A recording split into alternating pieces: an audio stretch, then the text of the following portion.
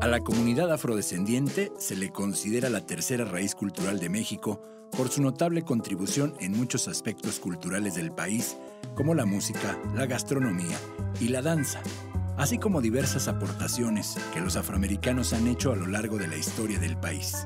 Sin embargo, las comunidades afrodescendientes también han sido un grupo poblacional históricamente invisibilizado. En el caso de Michoacán, se estima que hay un aproximado de 73,000 personas que se identifican como afrodescendientes. A pesar de ello, esta cifra resulta ser relativa, ya que debido a diversos factores como el racismo, la desigualdad y el clasismo, se suele negar la herencia afrodescendiente. Es por ello que en Michoacán solo existe una comunidad que se reconoce como afrodescendiente llamada El Ticuís, que está ubicada en el municipio de Coahuayana. En esta comunidad de más de 3,000 habitantes aún se promueven la música, la gastronomía y las tradiciones de la población afrodescendiente. Y a pesar de que actualmente se ha trabajado desde el gobierno federal y estatal por resaltar la riqueza cultural e histórica de la tercera raíz de México, es claro que aún existe la necesidad de visibilizar a las personas afrodescendientes mediante políticas públicas que contribuyan al desarrollo de las comunidades afromexicanas. Con este contexto, el Sistema Michoacano de Radio y Televisión ha convocado a debatir con peras y con manzanas cuáles son los retos y desafíos de la comunidad afrodescendiente.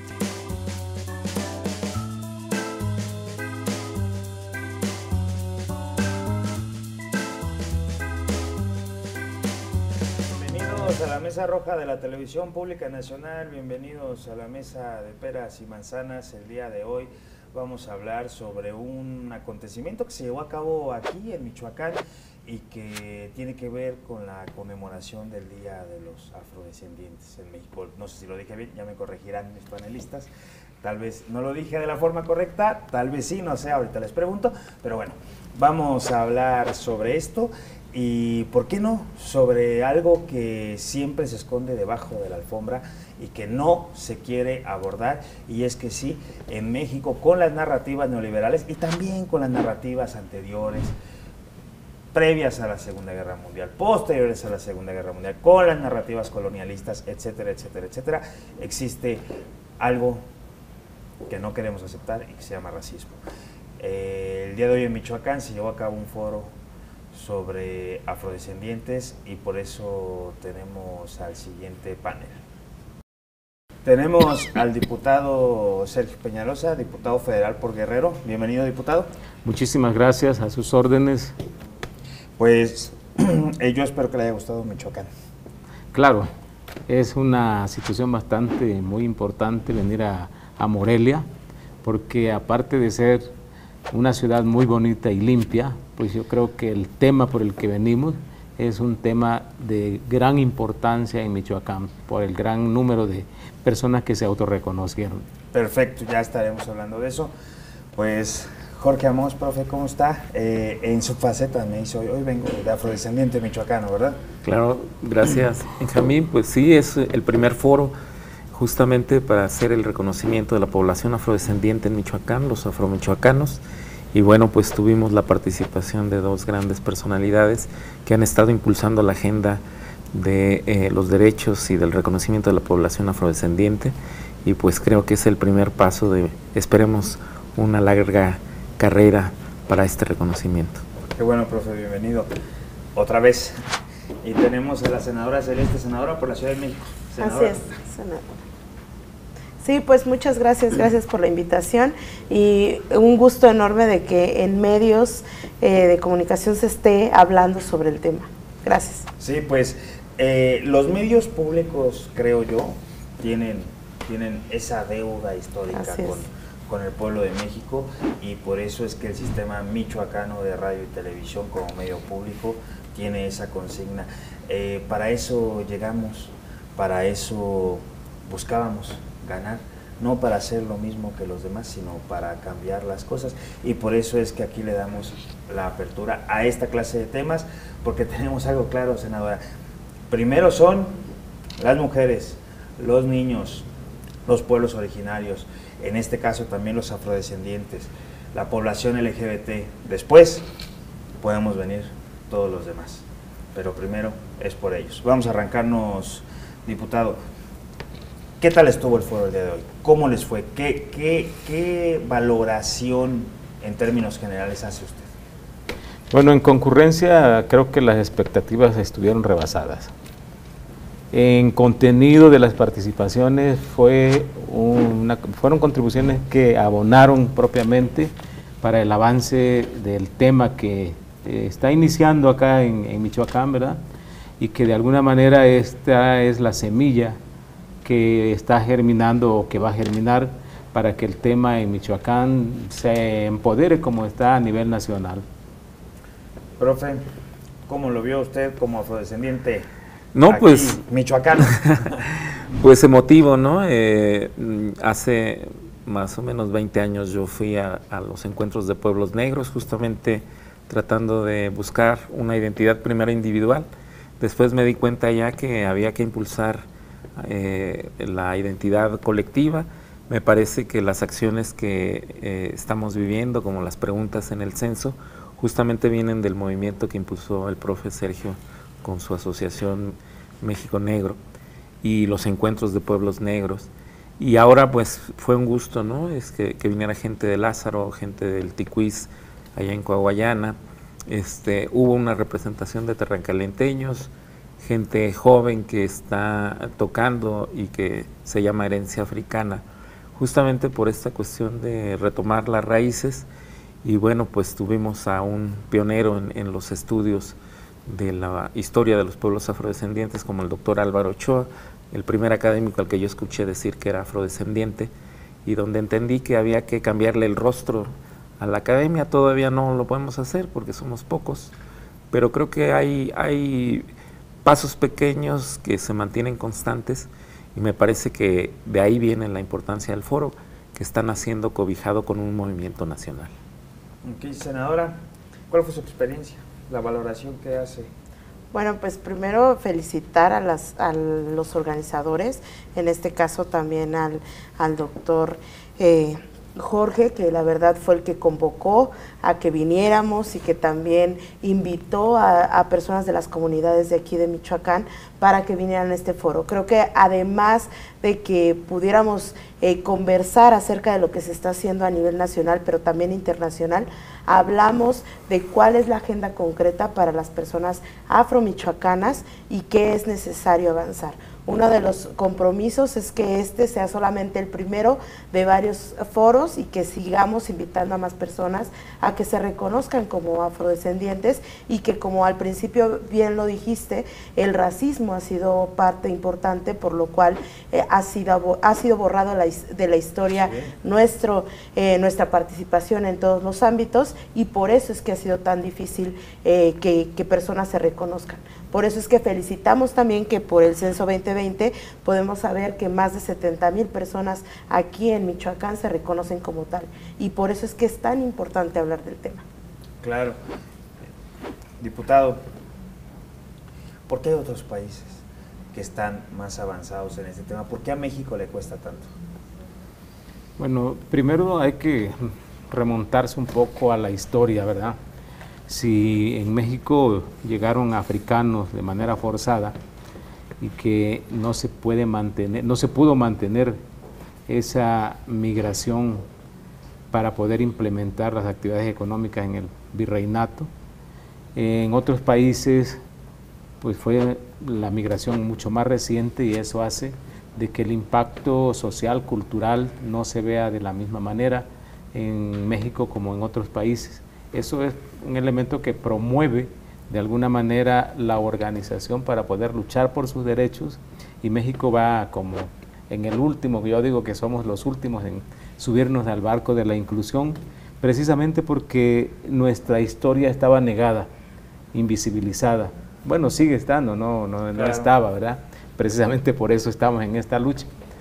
Pero justamente habría que ver que todos los impedimentos que ha habido para que nosotros nos podamos organizar, también parte del sistema político, de esa invisibilización, esa negación de la presencia afromexicana, impidió que nosotros pudiéramos avanzarnos y pudiéramos vincularnos a un movimiento internacional afrodescendiente. ¿Por qué se borra de la historia, se invisibiliza la participación de los afromexicanos? Bueno, pues porque déjame decirte que el capitalismo nació justamente basado en la esclavitud, ¿no? El capitalismo inició sus bases con la sangre de muchas personas de África, del sudeste asiático, que fueron cosificadas y obligadas a trabajar en espacios donde no querían trabajar. Y es claro que el racismo es estructural no solamente en México, es estructural a nivel internacional. La discriminación es la mejor manera de obligar a alguien a hacer cosas que no quiere. Y dentro de esas cosas que no quiere, pues es trabajar. Y no porque sea malo trabajar, ¿no? Pues uno siempre está dispuesto a trabajar para su comunidad, para sí mismo, ¿no? Entonces justamente se invisibiliza en la historia, se borran esos rostros, se crea la noción de negro, que es algo que no tiene que ver solamente con la genética o solamente con el fenotipo. El ser negro tiene que ver con la historia, con el uso del cuerpo por otros, ¿no? Nuestros cuerpos, de las mujeres utilizadas para criar esclavos y que fueron forzadas por sus amos españoles, y por eso el nombre que tenemos nosotros es el nombre de nuestros esclavistas. Yo me apellido Martínez porque 30 negros de la hacienda de Jesús Nazareno fueron comprados por el deán de la catedral, Martínez de Uriarte, y a los esclavos nos ponían el apellido simple del amo, ¿no? Pero me pude haber llamado García o Pérez, y por eso Malcolm X en Estados Unidos decidió llamarse con X, ¿no? En el caso nuestro, pues tenemos una formación y un espacio distinto, pero lo que compartimos todos los países, incluso aquellos donde es abrumadora la cantidad proporcional, digamos, de población afrodescendiente, es la invisibilización, ¿no? El caso de Brasil, de Colombia.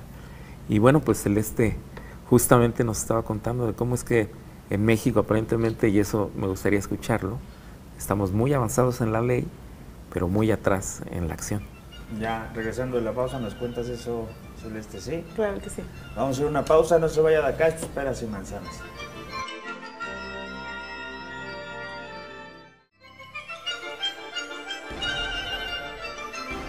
Estamos de regreso, senadora, le cedo los micrófonos. Sí, muchas gracias. Sí, justo lo que comentábamos hace un rato. Bueno, he tenido la oportunidad de participar en foros internacionales y justo hablábamos de, bueno, es muy similar el cómo hemos sido borrados de la historia de las personas afrodescendientes en cada uno de nuestros países, con esta ideología del mestizaje, en donde pareciera ser que lo que se buscaba es que todos fuéramos iguales y esta idea del nacionalismo, pues en realidad lo que hizo fue borrar la historia y los aportes de las culturas originarias, pero también de las personas afrodescendientes. Y en este sentido eso ha pasado también en los otros países donde existen personas afrodescendientes. Y en América Latina, principalmente, que es en donde conozco un poco más, es que pues en Ecuador no se reconoce todavía a las personas afrodescendientes, en Brasil tampoco, en Colombia tampoco, no hay acciones afirmativas como las que hay aquí en México, que justo en 2021 se dio por primera vez por acuerdo del Instituto Nacional Electoral, acciones afirmativas en favor de la población afrodescendiente. Y en otros países esto no sucede, ¿no? Y justo pues estamos reconocidos ya a nivel nacional y ya en algunos estados de nuestro país. Y esto no sucede en otros países en donde la cantidad de personas afrodescendientes son muchos más, ¿no? Entonces sí podemos ver que hay un saldo positivo, podríamos decirlo, de lo que se está haciendo a nivel de legislación, a nivel de cambios en algunas leyes. Sin embargo, todavía falta mucho por hacer en políticas públicas para que de verdad llegue a la población afromexicana. En Michoacán, diputado, ¿Ve usted un avance en este tema? Bueno, sería mentir, desde luego, ¿no? Porque si hoy estamos realizando bueno, ya me sumo, ¿verdad? Claro. Estamos realizando el primer foro, obvio, para que se visibilice el tema en Michoacán, pues en el resto de los demás espacios, obviamente no hay avances, ¿no? O sea, no hay un reconocimiento en la Constitución en Michoacán, por lo tanto tampoco hay políticas públicas. Tendrá que, a partir de esta actividad de la visibilización, el gobierno michoacano pues reconocer en la Constitución para poder asignar presupuesto, elaborar las políticas públicas, y estaríamos viendo ese avance cuando las comunidades afromexicanas o afromichoacanas estén viviendo en condiciones de dignidad como proceso, como resultado de ese reconocimiento constitucional.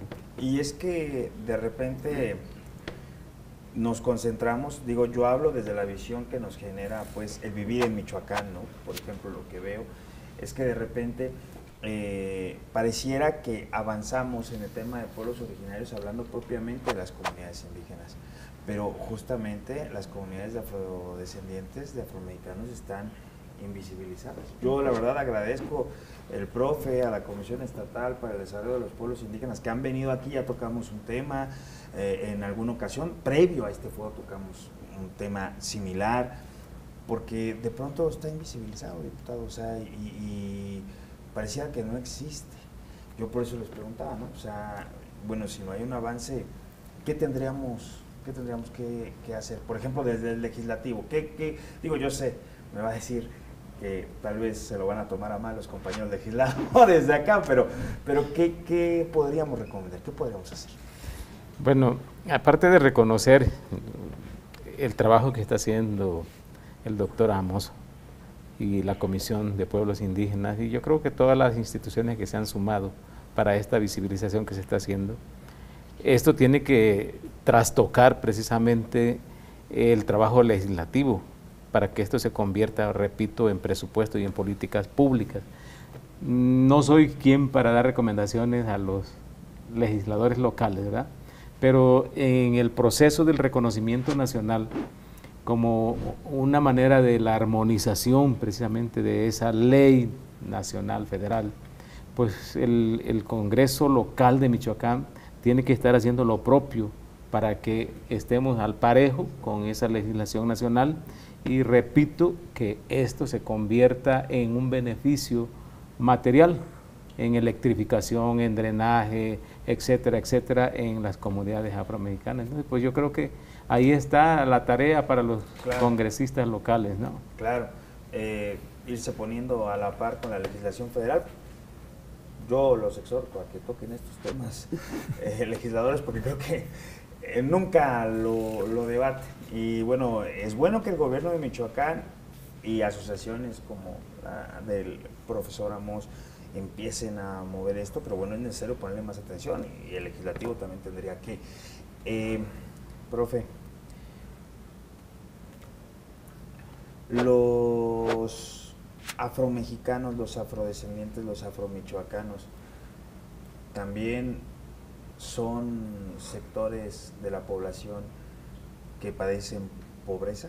Digo, porque usted nos hablaba de una relación ahorita, ¿no? Se construye la idea, el concepto del negro, que no tiene que ver solamente con el pigmento, con el color, tiene que ver con el tema de cómo alguien más puede usar tu cuerpo, ¿no? Ya sea para trabajar o para cualquier otra cosa. Y luego se transforma en un chiste, y luego se transforma en una expresión común. Yo, ¿a cuántas personas no he escuchado que cuando se sienten explotadas en el trabajo dicen, me tratan como negro, como si fuera algo despectivo, ¿no? Es que ese patrón me negrea. Y yo digo, bueno, afortunadamente estamos en proceso continuo de deconstrucción, y yo de repente digo, no uses ya esa expresión, o sea, en algún momento lo usas porque era normal, no, ya no la uses. Pero, ¿hay una relación? Sí, claro, pusiste el más claro ejemplo, y uno de los problemas, y retomando un poco lo que dijo Sergio, es que la política luego quiere ser paternalista, ¿no?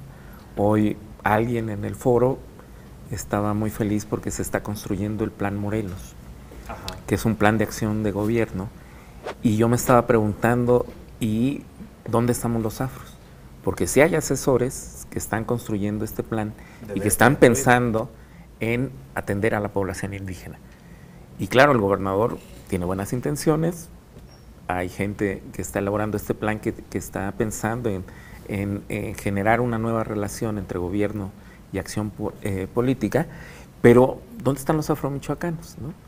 ¿A quién están invitando? Ajá. Y no soy el único, ¿no? No estoy diciendo, invítenme porque quiero construir, pero hay más personas, y justamente para que sea una política eficaz, tiene que haber la voz de las personas a las que va dirigida.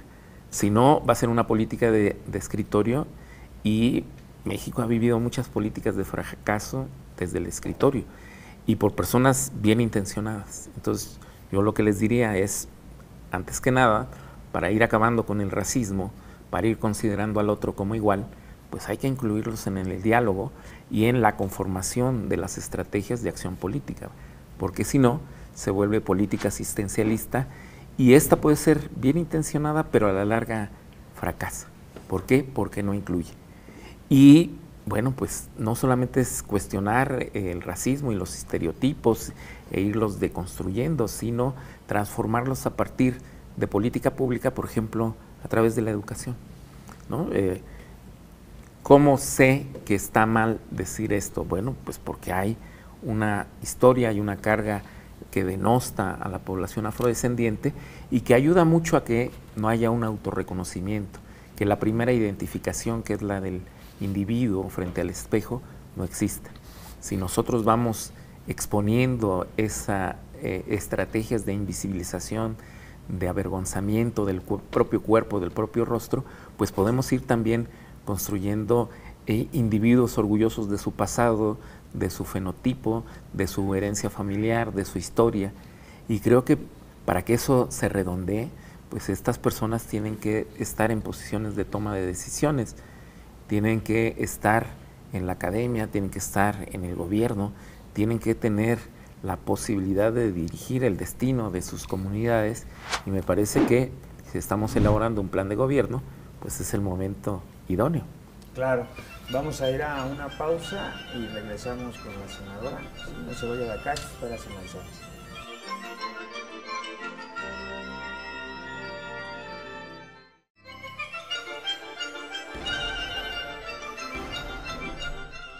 Estamos de vuelta. Me dio en el clavo, pues. La invisibilización no solamente pasa porque nosotros como sociedad lo hagamos, lo ignoremos, lo asociemos con otro grupo étnico, por ejemplo, ¿no? No solamente pasa por eso, también pasa por la política pública, y entonces cuando se generan políticas públicas, y yo por eso le preguntaba, a ver, los afrodescendientes también son pobres, es donde pasa, ¿no? Porque no solamente es, o sea, no es un tema de ser pobre por serlo, hay toda una carga de racismo, de colonialismo que se va arrastrando. O sea, la movilidad social no surge por decreto. No, ya hoy me levanto yo y quiero salir adelante porque le estoy echando ganas y voy a vender gelatinas porque quiero ser presidente. Si no pasa, ¿no? Senadora, le cedo los micrófonos. Bueno, antes de mencionar, quisiera también retomar lo que decía el diputado acerca de la armonización.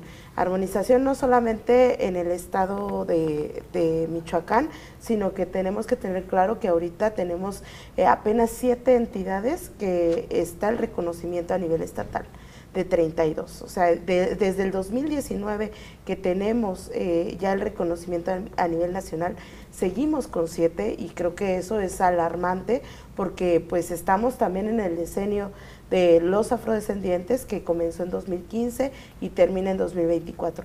Este es un acuerdo que es internacional y que no estamos respetando como gobierno, ¿no? Entonces tendríamos que apurarnos un poco más. Y en ese sentido también falta un paquete de armonización que en este momento se encuentra en la Cámara de Diputados. Son 50 reformas a leyes que se aprobó por unanimidad en el Senado y que ahorita desde hace un año está en Cámara de Diputados, no se ha aprobado, no se ha discutido en comisiones, y esto muestra un desinterés de los legisladores por no aprobar y por no tomar en cuenta este tema, que pareciera algo tan trivial que dicen pues lo ponemos al final de la fila, no lo tomamos en cuenta, y entonces esto ya se ha vuelto un exhorto desde las asociaciones civiles para que la Cámara de Diputados pueda aprobar estas reformas en este periodo que va comenzando el 1 de septiembre.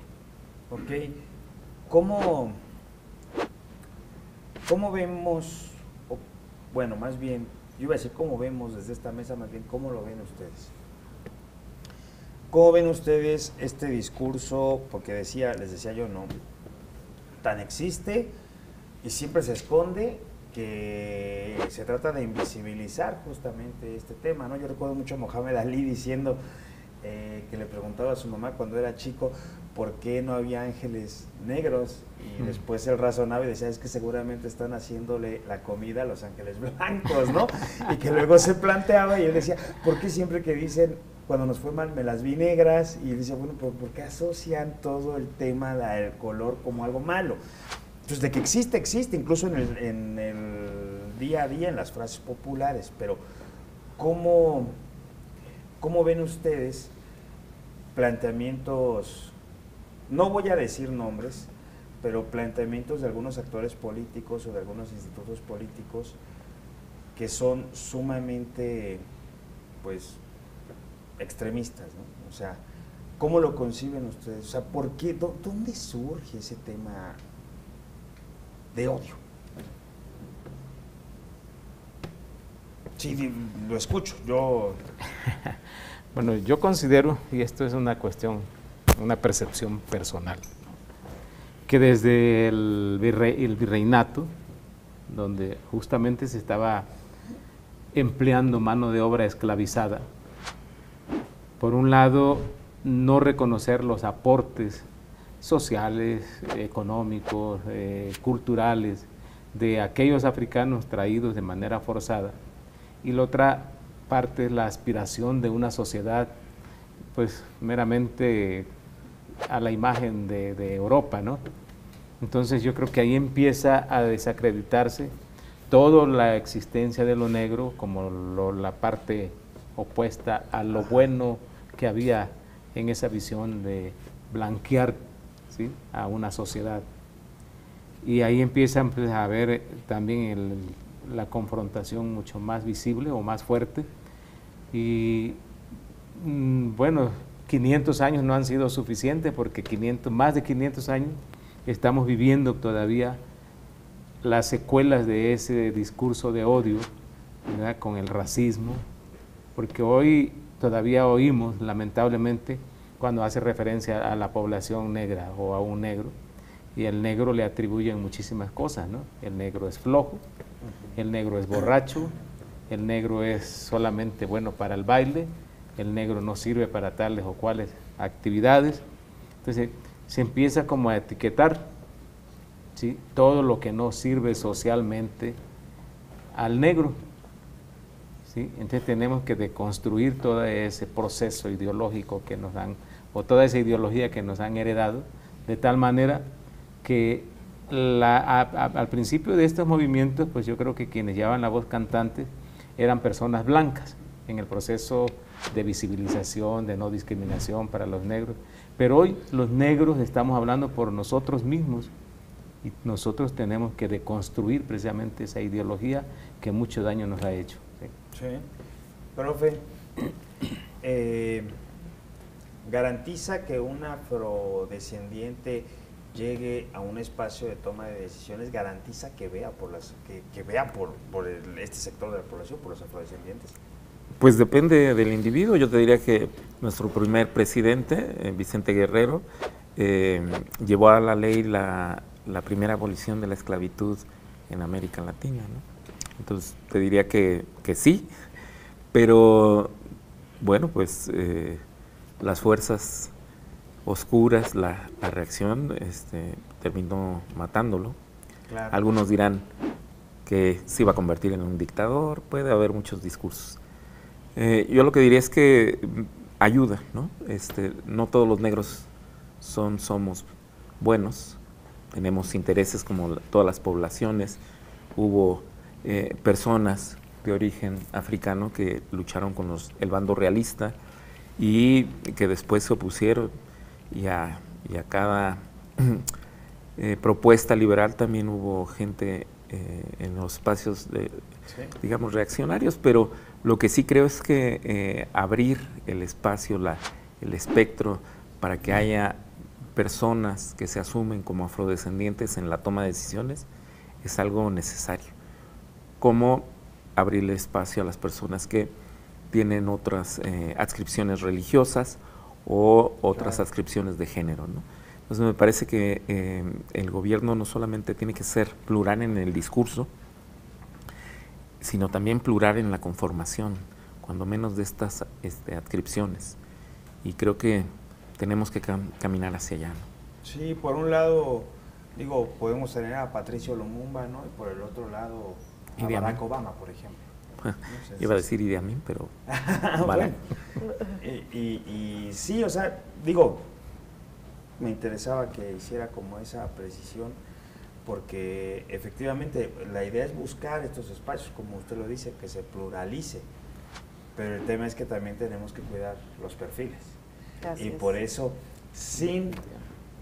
óigame bien, sin mensaje tendencioso y nada, pero por eso cuando alguien llegue y le diga yo represento a tal partido y soy afrodescendiente, fíjese en el color, porque en el color de las siglas del partido, a eso me refiero, porque nos pueden vender muchas cosas, pero bueno, unos responden a unos intereses, otros a otros. Fíjese bien, vamos a ir a una pausa, no se vaya de acá, esto es Peras y Manzanas.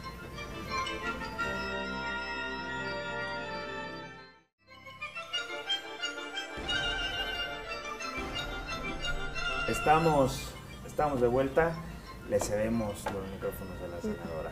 Sí, bueno, justo qué bueno que entraron en el tema, que es muy importante ahora que vienen las elecciones del 2024, porque justo planteábamos que pues ya hay acciones afirmativas para la población afromexicana, al menos en Cámara de Diputados y en algunos congresos locales, ¿no? Y eso es importante, claro que es importante que estén las voces de personas afrodescendientes en los congresos, en la toma de decisiones, porque si no fuera tan importante en este momento, si hubiera personas que de verdad estuvieran interesadas y pusieran sobre la mesa nuestros temas, no sería necesario que una persona afrodescendiente llegara a esos espacios. Pero obviamente no, nadie va a tomar estos temas que nos cruzan a nosotros como a nosotros. Entonces, en ese sentido, sí es importante, claro, que sean personas que se reconocen como afromexicanas, afrodescendientes, pero es también importante que ya tengan una agenda que esté respetando los intereses colectivos y no solamente el interés personal de llegar a un lugar para tomar decisiones, para tener más poder, para tener dinero. Ese es otro tema en el cual pues también el movimiento afromexicano en general tendríamos que poner énfasis en que no es necesario solamente que lleguen personas afrodescendientes o que tengan el fenotipo, porque también eso hay que tenerlo claro. O sea, pensar en que nada más que los partidos políticos digan este parece afrodescendiente, este tiene la tez negra, entonces pues este sí podría entrar por cuota, y eso es lo que ha pasado. Tal es el caso de las elecciones, pues, ¿no? O sea, de las elecciones del 2021, o sea, las elecciones del 2021 son 6 diputados que llegaron por esta acción afirmativa, y de esos 6 diputados solo conocemos al diputado Sergio Peñalosa, que fue el que ha trabajado y ha sido pionero del movimiento. Ese es el más claro ejemplo de que no solamente se necesita decir que soy afromexicano, soy afromexicana, para llegar a un espacio en donde lo que se busca es respetar. Y ya por eso, así, ¿no? Es, lo que se busca es llevar la agenda colectiva, no solamente los intereses de una persona. Y que se permita construir, ¿no? Porque, así es. Insisto, ¿no? Sin poner nombres, ahorita el diputado fuera del área nos decía algo y tiene razón. O sea, también que se permita, hay agendas legislativas que se construyen, pero luego cuando hay que llevarlas a la práctica yo veo mucho jaloneo, de repente que la estrategia cambia y no avanza.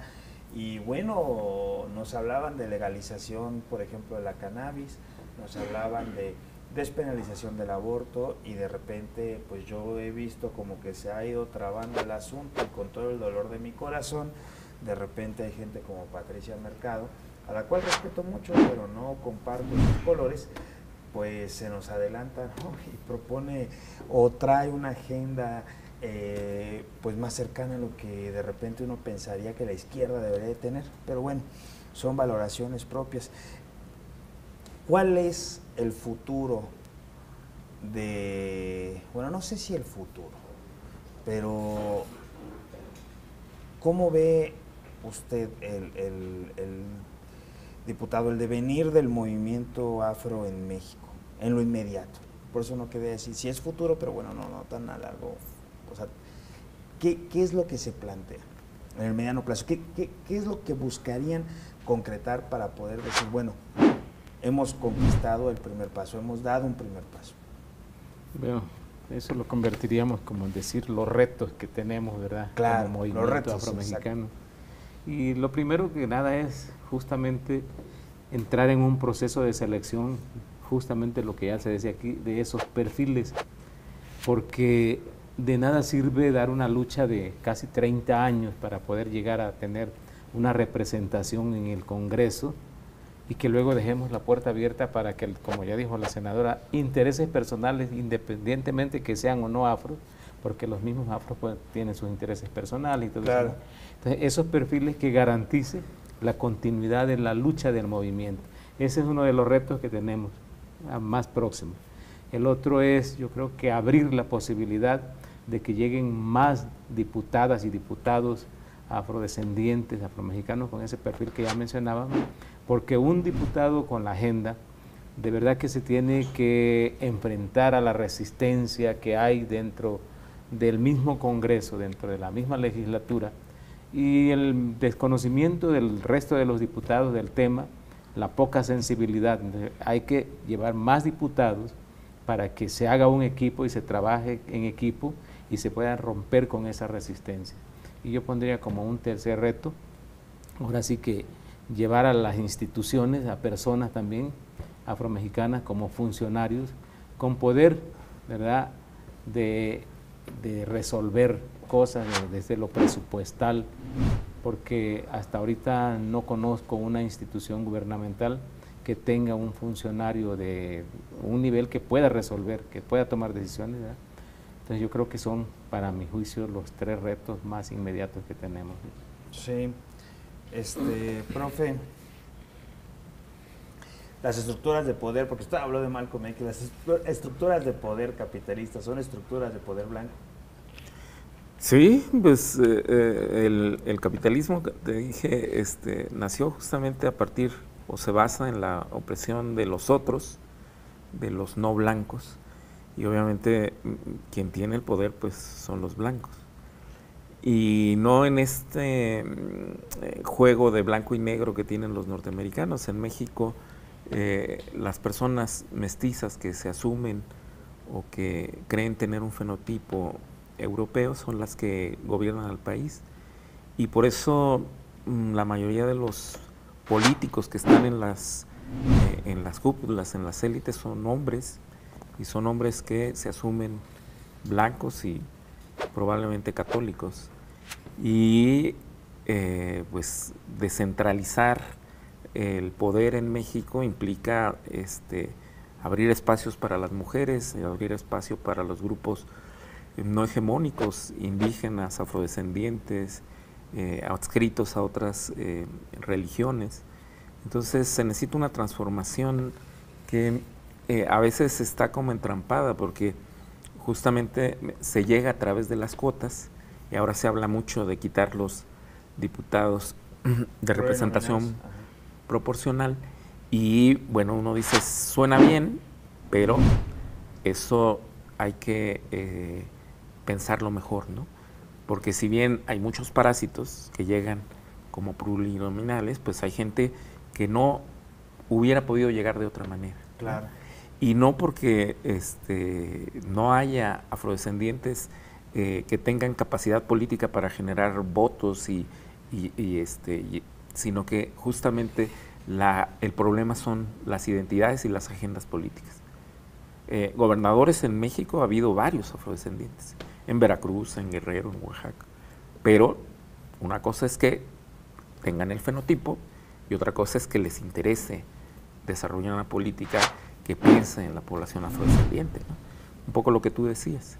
Entonces estamos atrapados en el intríngulis de que el poder ha estado usurpado, dominado por las élites blancas del centro del país, del Bajío, y bueno, pues a ellos les interesa mucho ocultar al otro Bajío, ¿no? Al que pertenezco yo, ¿no?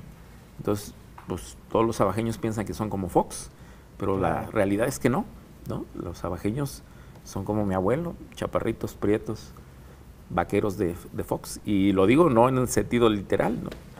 Mi familia viene de la zona son esos ranchos de San Francisco del Rincón, y pues fuimos los peones de hacienda de esas familias. Entonces, créeme que sí hay que contar la historia desde abajo y hay que descentrar al poder y hay que aprovechar este sistema de cuotas y habrá que fortalecerlo y habrá que también acotarlo, ¿no?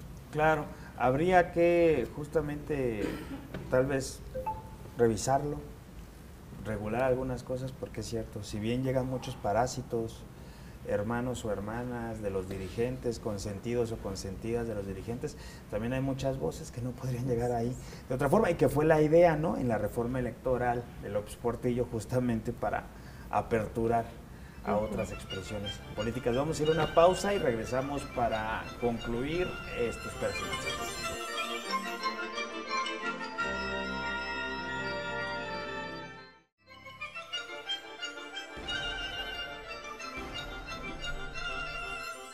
Estamos de vuelta, bueno, en el marco de este foro en Michoacán, el primero que se realiza, y en el marco del día, sí lo dije bien hace rato, el Día Internacional de la Población Afrodescendiente. Sí, de las personas afrodescendientes. De las personas afrodescendientes. Es que hemos tenido este debate y bueno, es hora de que lleguemos a las conclusiones.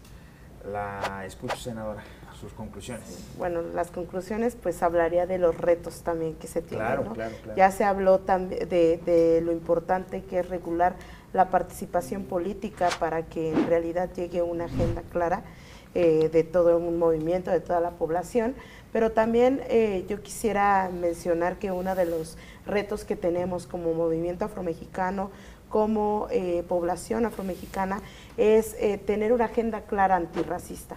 Eso todavía no lo tenemos porque lo que se buscaba en primer lugar obviamente es luchar contra el racismo por este reconocimiento constitucional, pero todavía hace falta mucho trabajo acerca del tema antirracista, que es claro ejemplo de que pues eso influye y perjudica a toda la población mexicana.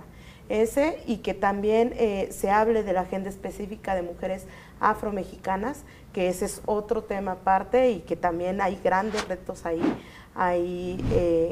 dentro.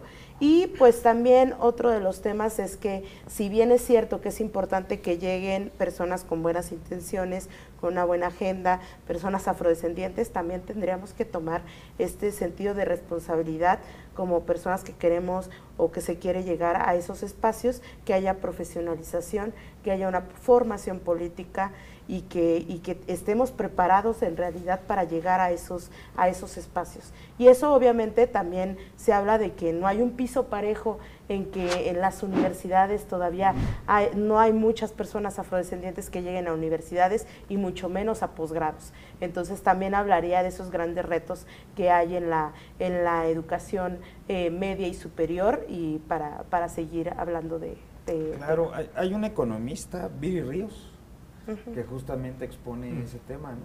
Cómo el tono de piel facilita, por ejemplo, el acceso a la educación superior y el acceso a trabajos con una remuneración arriba del salario mínimo, y etcétera, en sus estudios. Entonces, es cierto, no nos falta. Así es. Y digo, es que es increíble cuando uno se le abren los ojos, ¿no?, y se da cuenta de todo esto, porque muchas veces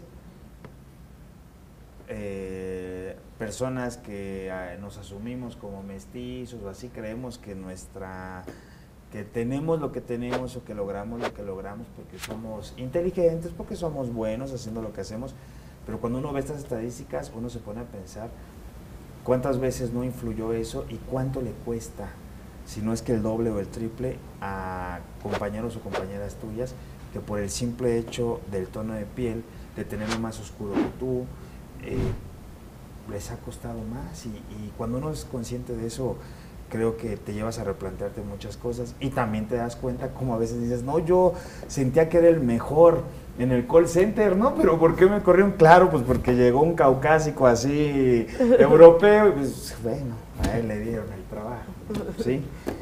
Conclusiones, diputado.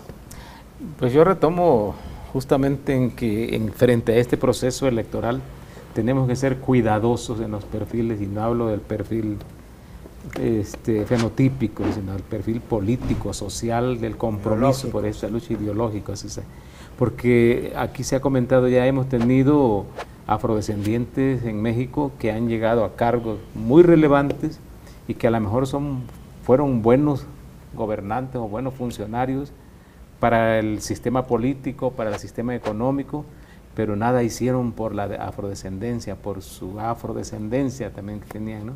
A pesar de que nosotros como activistas, antes de que yo fuese diputado, tocamos puertas a esas oficinas para que se nos apoyara para el reconocimiento constitucional, y de palabras pues hubo mucha disposición, pero en hechos no hubo nada. Lo otro, yo creo que invito a los afromichoacanos para que se suban realmente a este barco de la lucha, de este movimiento, porque tenemos primeramente que conocer, promover y defender nuestros derechos. O sea, juntos tenemos que hacerlo para que el Estado mexicano dé una respuesta favorable a esta lucha que estamos dando. Entonces están invitados todos. Muy bien, muchas gracias, diputado. Profe, sus conclusiones. Bueno, pues primero que nada agradecer el acompañamiento, ¿no?, del movimiento afro en México. Creo que hay mucho trabajo por hacer, pero el primero es el que tenemos que hacer frente al espejo, mirarnos y decir, yo también soy afromichoacano. Visibilícense, pasen por este trago a veces amargo, pero después siempre alegre de decir, de afirmarse, ¿no? Y no tengan miedo, no tengan temor. Creo que entre más seamos es mejor, hay más fuerza. Entonces este foro creo que es un espejo y esperemos que este espejo rompa con los estereotipos. Ok, pues muchas gracias, senadora, por habernos acompañado. Gracias.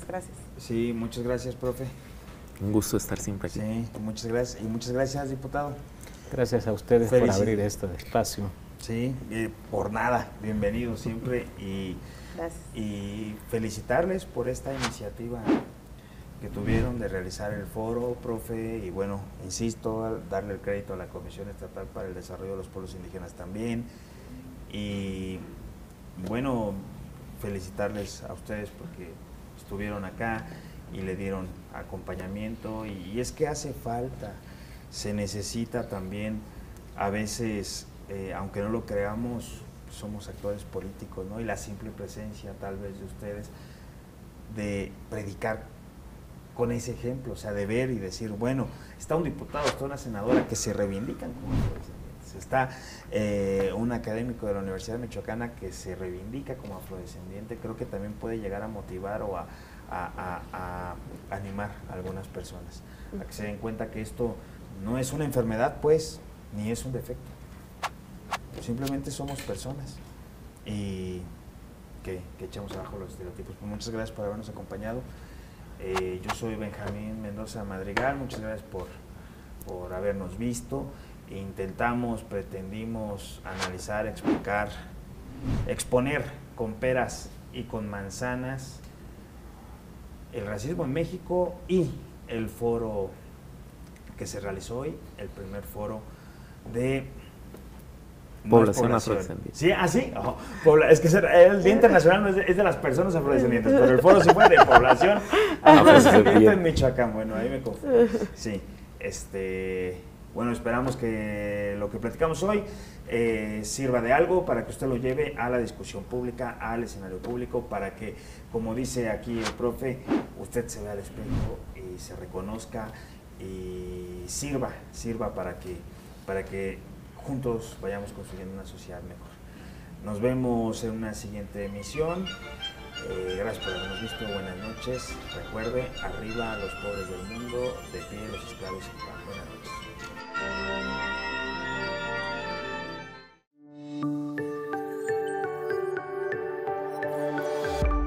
Sistema Michoacano de Radio y Televisión presentó